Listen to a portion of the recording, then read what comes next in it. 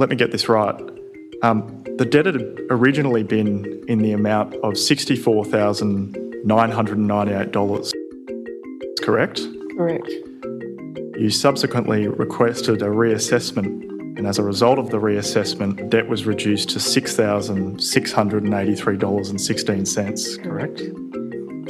You then sought a second review of the debt, and by this 7 December 2016 letter, the debt had been reduced again to an amount of $120.33. Correct. What was your reaction to receiving this letter? Once again, I was shocked and angry by this time that they could turn someone's life upside down to tell them they owed that amount of money and then do a reassessment and still come back with an incorrect amount of money and then do another assessment and come down with a figure of $120. It's just a laughable situation that they can have a system in place that can destroy the lives of people so much when that system is inaccurate. Welcome to the Westminster tradition, where we are unpacking lessons for the public service, starting with the Robodebt Royal Commission. My name is Alison Lloyd-Wright, and joining me today on Kaurna land is my fellow South Australian public servant, Caroline Crozer-Barlow. Hello, Alison. And recovering public servant, Danielle Elston. Hello, Alison. This is our second episode on the algorithmic nature of Robodebt. Last episode, Caroline teased us with the idea, or teased me really, that I might get to use the word justiciable, but instead made us feel like old ladies talking about computers and the importance of keeping context with data. This episode is about automated decisions and reviewing them, and what does it take to have a successful internal review complaints management process, and how does automating steps in that process complicate the outcome and the decision making.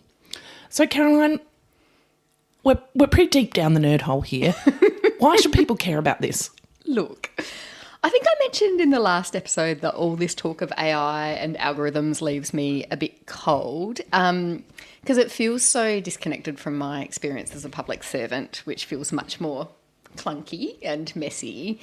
But when I started researching this episode, I kept coming back to this question, as a senior burger, how do I stand behind a decision that I don't understand and that I can't explain? And putting my head in the space of a junior burger, what are my obligations to understand the system that I'm working with you? And so I'm now just going to interrupt you to say we've had a little bit of feedback about the use of the term junior burger. We've had feedback on a heap of stuff, but this one has come up in relation to this. And acknowledging that a lot of our listeners are at various stages in their public sector careers and might be more junior, and they're in fact exactly the type of people we'd love to have listening to this podcast. So comprehensively. It is not a term of any derision. It's a term of affection, but we'll stop using it. Well, I think it's tricky. So I don't think we've got good language to describe seniority and juniorness in the public service. And so there's lots of words to talk about senior people, leaders, and they've got really managers, clear titles, FAS or secretary or director. We don't really have, staff, my team. Oh, I hate staff. Right? And so, we've heard the feedback and know better, do better. And, my thing is I don't have good language. If anyone's got a better idea about how to describe more junior people, because it's a term of affection for me. Like, I love our teams and want a way to describe them. But also for listeners at home, you need to know that this was then the subject of some discussion about whether it was burger in the citizenry sense or burger as in Whopper Junior. Which was, of course, where I went. In any event, the thing that strikes me in Robodebt is that a range of people, senior and junior, had to stand behind a decision made by the system without understanding exactly how that decision was made. And then I thought, while I haven't worked on a big automated decision-making thing, I have quite often in my job, and as you get more senior it happens more often, had to stand behind a bunch of administrative decisions where if I looked at them one by one I might think, I'm not sure I would make them in exactly that way, or I'm not sure I'd come exactly down there. It's not that they're wrong. It's just that, I would place emphasis on different things. It's a judgment thing, right? Yeah. Yeah, and it's really hard to routinise some of those. And often it's about like allocation of additional resourcing or, requesting permission to do something. So where there is judgment, there is not regularity. Yes, exactly right.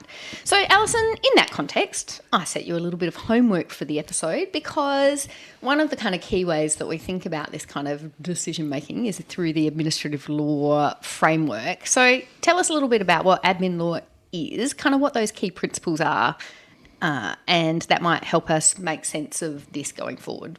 Yeah, so it's been a moment since I was at law school, so I've done a little refresher. But admin law is essentially the process of governing government decision-making, right? Making government decision-making appellable, yeah. So that if you feel that it was unfair or did not take into account the factors it needed to, that you can have an avenue for appealing that in most circumstances. And the basic principles of administrative law, of decision-making, which underpin your right to review in administrative law, were about the decision being lawful. Right. So we're already in trouble, Robodebt-wise. Failed. About fairness, about rationality and intelligibility. So it's not just about making the right decision, but about making the right decision in context. And that context goes to the act under which you're making the decision, because that might set out specific things that you need to, that you, the minister, or you, the delegated decision maker under the act, need to do or consider in order for the decision to be fair. Yeah. But it's also about, I guess, the broader context, let's get that word right, and the tension between the standards of administrative justice and the expectations of the general community. So here, Caroline sent me some reading by former Chief Justice French, who notes that the desirable attributes for the community in government decision-making are around accessibility, affordability for the individual and the community, and timeliness in processing and disposition. He says, the pressure on officials to deal expeditiously with high volumes of decision-making must be immense and has been recognised by the courts in relation to the application of rules of procedural fairness. There is a balancing process involved. It should not be assumed that judicial review is regarded as the best method of achieving administrative justice. It occupies only a limited territory for the implementation of appropriate standards of administrative justice. So, in some ways, is that also saying it's an element of last resort? So It is. There should have been 100 steps to get to before you are talking about administrative reviews. Absolutely. Well, and I think there's something there as well about recognising, legal systems through their precision are very slow, right? And there's something very that lines up against when you're thinking about the administrative decisions that government is making, you actually don't want very slow, very precise decision making. Near enough is good enough for the purpose of you as a citizen, as long as you are not being, sent illegal debt notices or in some way. So there's something for me about that balance of a legal standard of proof and meeting something to a kind of legal test of rightness is different from an administrative test of rightness. Well, and I think as well, it kind of depends on the context, thanks Justice French, on the type of decision being made as well, right? If it's a decision to open a new coal mine, I want that decision to be slow and thorough. Absolutely. But when we're talking about, in this context, in a Robodebt context, thousands of decisions a day that affect thousands of individuals, you want them to be timely but also precise. But most people won't also ever have engagement with, no, not ever, maybe that's too strong, but the idea of going to court or even a tribunal, which I have been involved in setting them up and tried to make them appear less terrifying, they are still terrifying. Of course. And they are processes that are really unfamiliar to people. So we really should have the very best ways to avoiding getting there and hearing people's need for review, because they are slow, they are expensive, they are unfamiliar to the citizenry. Yeah, and just because a decision didn't fall your way doesn't necessarily mean the decision making was unfair either. So I've had to work with some people, not on decisions I made, but they were just coming to me for advice about appealing a decision, which when I pulled up the Act and pointed to all the things that could have been Taken into account, it was hard to see how the decision, which they didn't like, was in any way potentially unlawful or unfair. I think there's something interesting in government about it not being seen as our job to explain the law as well. Yeah. So there's a whole principle, and particularly when you set up certain systems where people can phone in, it's very, like, there's often disclaimers of you've called a phone line for help with something and they have to say, well, I can't give you any legal advice. You have to get your own legal advice. And I understand all of that and I understand why, but it's a bit, again, it's tying the citizenry's arm behind its back a little bit, not Absolutely. to be able to say, here are the elements that are in the Act. If you've thought about them, do you still want to go through this process? And that we ask them to go and get legal advice. And most people don't realise that the legal aid commissions in every state and territory don't just do criminal and family law matters, but they can't represent you, but they can give you a free hour of advice on any other matter. Oh, and I think this is also where AI is going to become particularly helpful in that, I know that the AI in the family law stuff that's come out through the Legal Services Commissions is really well utilised and does all of that first thing, the kind of thing that I think people in our lives come to us for advice for, which isn't, I am not an expert and I'm not giving you legal advice, but have you checked this? And online there's that, and you need to go through these 3 steps. And that gets lots of people 80% of the way through solving the thing that they need solved. Fences, family law, that kind of thing. I think this is where AI will be more helpful, and basic government process and legal kind of elements will be less mysterious if we can explain them better. So Danielle, this crosses over a lot with one of your favourite topics, which is around complaints management. So what's the best way of dealing with inconsistency in decisions that impact individuals? Look, it's not super different to our, some of it's has similar characteristics to our whistleblower kind of analysis and analogies, which is it's about defensiveness and listening and looking for, weeding through to find the thing. I think there are some elements that really get in the way. I do note that Centrelink still, as of today, has a 10-day... You type in, I want to put in a complaint, and it says, we'll resolve them in 10 days, almost all of them. Mm-hmm.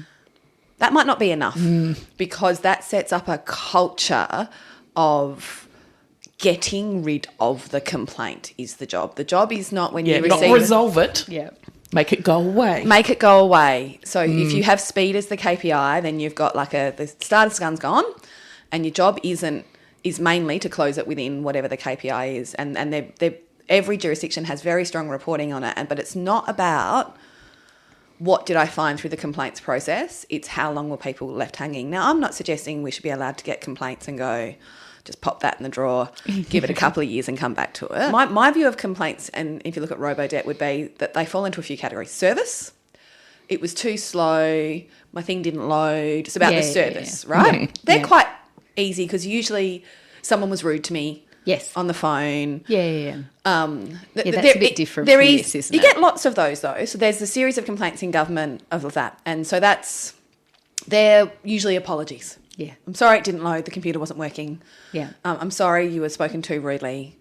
They're personally apologising. Then you are wrong in the application of this thing. I am complaining that I was eligible for it and you've denied my application. Yes. I'm arguing that I'm engaging with government and your decision is wrong.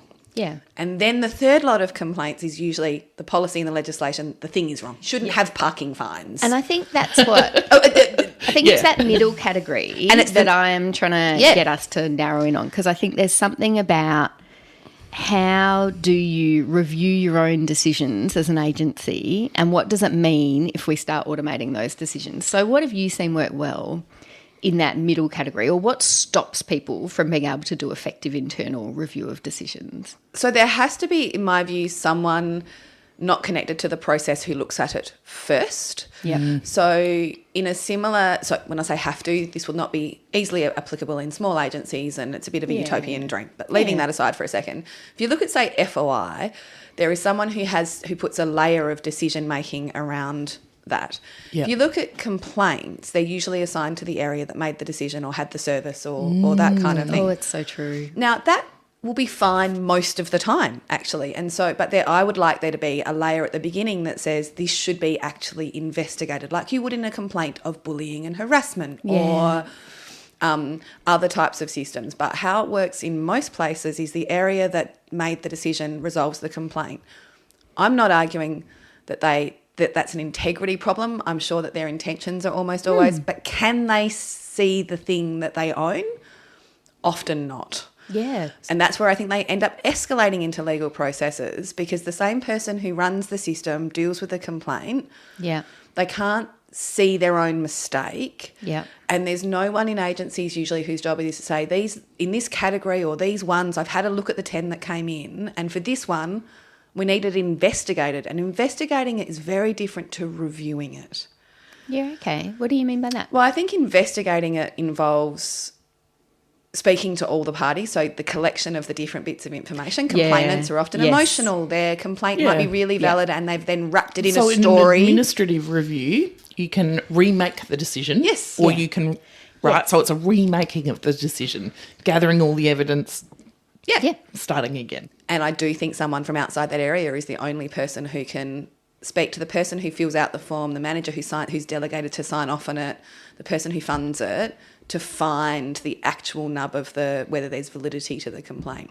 I've seen lots of those outside the area ones though, and you end up in this kind of, I don't know, them and us inside your own agency, right? And so it's like it can be really hard if someone from another part of the agency, from the complaints division, is coming in and saying, oh, why did you make this decision this way? And you end up with this kind of super defensive and adversarial. Like, sure, and I don't disagree, but also that was clearly what was needed here. Yeah. Oh, yeah, totally. Well, in fact, here they had 3 levels of administrative internal review, and they all just kept making the same decision. And can I say, I would never want to be that person. Imagine being the person whose job it was to, like, go around to the department. Hi, Alison.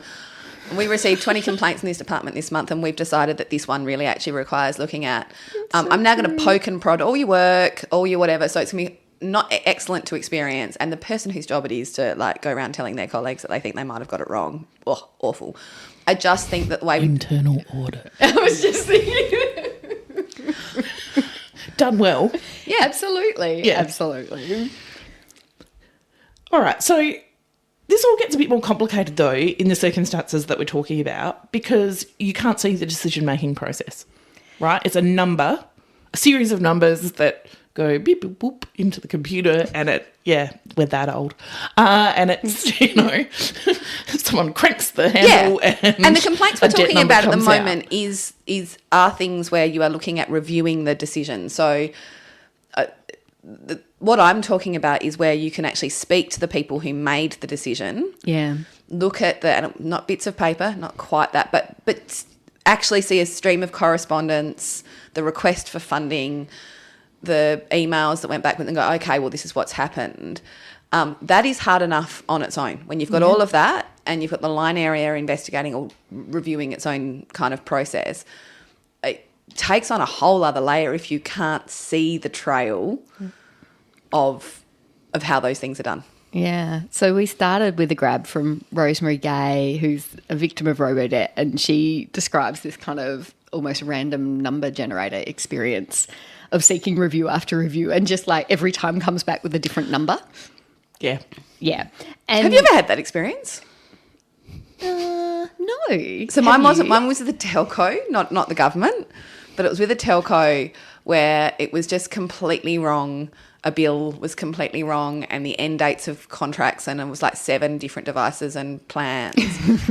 And every time I rang, the bill went like up by $100, down by $100. Then they discounted $400, and then the next one came and it was like 5 times bigger than the last one. Yeah. And I was like, there's absolutely no science to this, is there? It's just like I got Happy Sally Yes. And then this time I got Grumpy Graham. Like, you can't possibly explain to me why these numbers are just flying around. system. Now, Yeah. of course, that's not a comparable example with Rosemary's, but I think it happens in the private sector as well, is one of my other arguments. Oh, totally. So part of it in this is it wasn't Happy Sally or Grumpy Graham, right? It's like we have gone back and pressed the button go on the computer again and out spits a Different number. that is still equally unintelligible to the decision maker. And I've been trying to think about like what it means if you are both the team manager of the frontline service or if you're the FAS or anyone in between. What does it mean to kind of defend that kind of just random output? And I think you've got kind of two options really. One is like you can go back and try and remake that decision yourself without using the computer, right? Like you can be like, all right, well, I'm going to sit down with all of her payslips and I'm going to line them all up and I'm going to do the thing. I can see how why that wasn't what they did. You know, that's kind of, I could see. But also, again, the more the computer's doing it, the less people you have with both the skills and who are just Exactly physically right. there to print out all the payslips and line them up side by side and check it out. That's exactly right. And so then your other option is just you see these random numbers and they don't really make sense, but you have to defend it. And what do people do when they're being attacked? They defend, right? Yeah. They say, oh, trust in the machine. And, you know, that's kind of where they go. And lots of, we've had a fair bit of feedback of people pushing us to go have a look at the Great British Post Office scandal. Oh, we were already there. I know. I didn't want to say that, Alison. I don't care. Years old. We have been down that rabbit hole for quite some time. But for those of you who aren't kind of across this is a situation where the post office prosecuted and sent sub-postmasters to jail because the new computer system said there was money missing. Now, to say no one else said there was money missing. There was no one who said I deposited my money at the post office and it didn't get to my bank account. There's no other sign that there's money missing. Literally just in the Horizon computer system, it says that there is. Now, this has been going on for like a decade, but there's some hearings on it at the moment. And one of the things that's becoming really clear is that the post office, in backing the computer system, made really deliberate choices to shut down any questions about it. So it was like not just that they, you know, went and recovered money from postmasters because it said it was missing, but if you complained about the computer system, they prosecuted you. And if you kept complaining and tried to do discovery in court, as happened to one poor pregnant lady, they prosecuted you and asked for you to get sent to jail. Yeah. Right? And the union backed them in on this because the union was like, oh, well, if we don't have faith in this government IT system, then we're undermining the credibility of the whole thing. So everyone kind of lines up behind this IT system. It's borderline sci-fi in its own way. It's like Black Mirror. yes, like, I'm on the side of the computer or the robot or the, but I can't understand it, empathise. It's missing all these elements of something you could normally defend. Well, except I think they thought they were defending the greater good, right? So they couldn't defend the individual facts because they literally couldn't work out what was going on. It's like black box numbers in a system. So instead of doing that, they then thought, oh, well, we just have to defend the whole apparatus because it's good for everyone if the apparatus is viewed as sound. And I mean, I think it goes to some of the things we started at the top of this episode with around the regularity of decision making, right? You want the same set of circumstances to churn out more or less the same result. Yeah. Right? And there's long been this perception that humans are irregular, Very fallible. decision makers. Yeah, you know. turns out so are the computers though, Caroline. Exactly. Like, right? like you're right, we are. But We you have get good days here. and bad days and whatever else, but apparently there's like, you know, Yeah. But on balance, we're better able to take account of variable circumstances. That's why judges still make judicial decisions. Yeah. And I think some of this arises from a perception that you could achieve perfectly regularised results Yes. by churning them through an algorithm that takes account of these factors and those factors. Yeah. And there is value in that as guidance. So Danielle talked earlier about some of the super interesting AI work that legal services commissions have done around family law, which says in a circumstance like yours, 80% of the time, this is what's going to happen to you. Yes. And so it helps frame up some of the decision making. The problem is if you actually rely on that as the decision making. Yeah. But like self-driving cars, like humans have a habit of, and it's like there's some proper behavioural science term for it, but a habit of once something has been partially automated, we tend to just assume it is fully right and fully automated, and we just trust the system, right? And do we just turn off that part of our brain? Yeah. Right? Like people drinking coffee while they're in those, self-driving Teslas around California and running people over, right? Yeah. Like this is that, it's not perfect, but you experience it as perfect 90% of the time. And so, I don't know. The thing that I find hard on this one is I don't know what I would do. Like if I was in charge of the, assuming that all the other parts of it are right? But if there's just a series of black box decisions, calculations being made on the floor, I don't know how I would work out if it's right or wrong. Like, is it the strength of the emotion? Is it what is it that you and this is where I think the assumption here was it would be right 90% of the time, and the 10% that was wrong, people would ring us. Or not ring us because we wouldn't give them a phone number. It would cause people to proactively engage. That's right.